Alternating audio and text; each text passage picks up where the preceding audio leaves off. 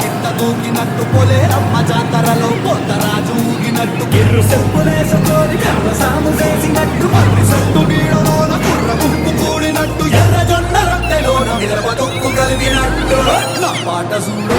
నా పాట చూడు నా పాట చూడు నాటు నాటు నాటు నాటు నాటు నాటు